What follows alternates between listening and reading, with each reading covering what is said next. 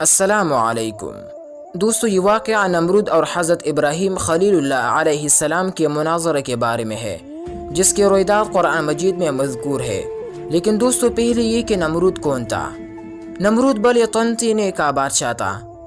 سب سے پہلے اس نے اپنے سر پر تاج شاہی رکھا اور خدائی کا دعویٰ کیا۔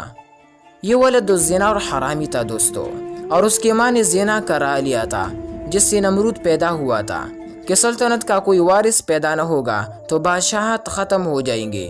لیکن یہ حرامی لڑکا بڑا ہو کر بہت اقبال مند ہوا اور بہت بڑا بادشاہ بن گیا۔ مشہور ہے کہ پوری دنیا کے بادشاہی صرف 4 ہی شخصوں کو ملے ہیں دوستو، جن میں سے 2 مومن تھے اور 2 کافر۔ حضرت سلیمان علیہ السلام اور حضرت ذوالقرنین تو صاحبان ایمان تھے، اور نمرود بخت نصر یہ دونوں کافر تھے۔ نمرود نے اپنی سلطنت بھر میں یہ قانون نافذ کر دیا تھا کہ اس نے خوراک کی تمام چیزوں کو اپنے تحویل میں لے لیا تھا۔ یہ صرف انہی لوگوں کو خوراک کا سامان دیا کرتا تھا جو لوگ اس کی خدائی کو تسلیم کرتے تھے۔ چنانچہ ایک مرتبہ حضرت ابراہیم علیہ السلام اس کے دربار میں غلہ لینے کے لیے تشریف لے گئے دوستو۔ تو اس خبیث نے کہا کہ پہلے تم مجھ کو اپنا خدا تسلیم کرو، جبھی میں تم کو غلہ دوں گا۔ حضرت ابراہیم علیہ السلام نے بڑے دربار میں علی الاعلان فرما دیا کہ تو جھوٹا ہے اور میں صرف ایک خدا کا پرستار ہوں جو وحدہ لا شریک لہ ہے۔ یہ سن کر نمرود آپ سے باہر ہو گیا اور آپ کو دربار سے نکال دیا اور ایک دانہ بھی نہیں دیا۔ آپ اور آپ کے چند متبعین جو مومن تھے بھوک کی شدت سے پریشان ہو کر جاں بلب ہو گئے۔ اس وقت آپ ایک تیلا لے کر ایک ٹھیلے کے پاس تشریف لے گئے اور ٹھیلے میں ریت بھر کر لائے اور خداوند قدوس سے دعا مانگی تو ریت آٹا بن گئی دوستوں، اور آپ نے اس کو اپنے متبعین کو کھلایا اور خود بھی کھایا۔ پھر نمرود کی دشمنی اس حد تک بڑھ گئی کہ اس نے آپ کو آگ میں ڈلوا دیا، مگر وہ آگ آپ پر گلزار بن گئی اور آپ سلامتی کے ساتھ اس آگ سے باہر نکل گئی، اور علی الاعلان نمرود کو جھوٹا کہہ کر خدائی وحدہ لا شریک لہ کے توحید کا چرچا کرنے لگے۔ نمرود نے آپ کے کلمہ حق سے تنگ آ کر ایک دن آپ کو اپنے دربار میں بلایا اور حسب ذیل مکالمہ بھی صورت مناظرہ شروع کر دیا۔ نمرود: اے ابراہیم، بتاؤ تمہارا رب کون ہے جس کی عبادت کی تم لوگ کو دعوت دے رہے ہو؟ حضرت ابراہیم: اے نمرود، میرا رب وہی ہے جو لوگوں کو جلاتا اور مارتا ہے۔ نمرود: یہ تو میں بھی کر سکتا ہوں۔ چنانچہ اس وقت اس نے 2 قیدیوں کو جیل خانہ سے دربار میں بلوایا۔ ایک کو موت کی سزا ہو چکی تھی اور دوسرا رہا ہو چکا تھا۔ نمرود نے پھانسی والی کو تو چھوڑ دیا اور بے قصور کو پھانسی دے دی، اور بولا کہ دیکھ لو کہ جو مردہ تھا میں نے اس کو جلا دیا، اور جو زندہ تھا میں نے اس کو مردہ کر دیا۔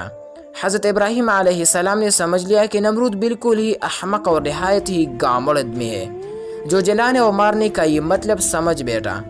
اس لیے آپ نے اس کے سامنے ایک دوسرے بہت ہی واضح اور روشن دلیل پیش فرمائی۔ چنانچہ آپ نے ارشاد فرمایا: حضرت ابراہیم: اے نمرود، میرا رب وہی ہے جو سورج کو مشرق سے نکالتا ہے، اور اگر تو خدا ہے تو ایک دن سورج کو مغرب سے نکال دے۔ نمرود حیران رہ گیا۔ حضرت ابراہیم علیہ السلام کی دلیل سن کر نمرود مبہوت و حیران رہ گیا اور کچھ بھی نہ بول سکا۔